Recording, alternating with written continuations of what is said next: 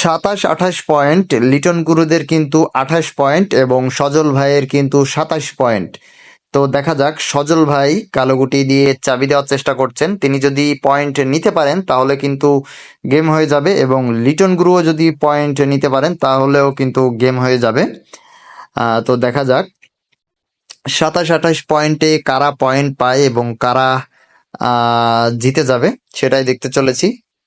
সজল ভাই টান খেলার চেষ্টা করেছিলেন, একটুর জন্য কিন্তু মিস হয়ে গেল।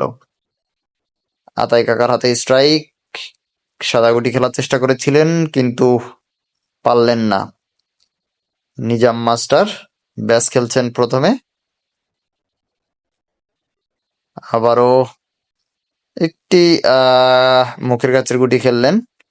হাতের কাছে দুইটি ইজি গুটি রয়েছে, দিয়ে তারপর তিনি যদি দুইটা সাদার মাছ দিয়ে যদি টান দেন তাহলে হয়তো বা তারা পয়েন্টটা পেতে পারেন। তো দেখা যাক তারা কি করে।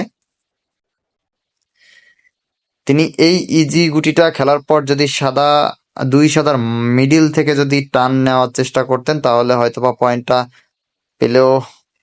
পেতেন, কিন্তু তিনি ইজি গুটিতে মিস করে ফেলেছেন। দেখা যাক, লিটন গুরুর হাতে দুইটাই কিন্তু টপ, তিনি যদি দিতে পারেন তাহলে কিন্তু গেম হয়ে যাবে। দেখা যাক কি করেন। লিটন গুরু টপ খেলার চেষ্টা করছেন, সুন্দর, আরো একটি গুটি টপ রয়েছে। দেখা যাক কি করেন।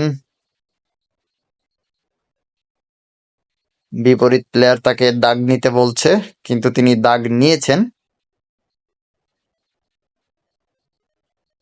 টপ খেলার চেষ্টা এবং লিটন গুরু কিন্তু জিতে গেল, তিনি পয়েন্ট নিয়ে নিলেন।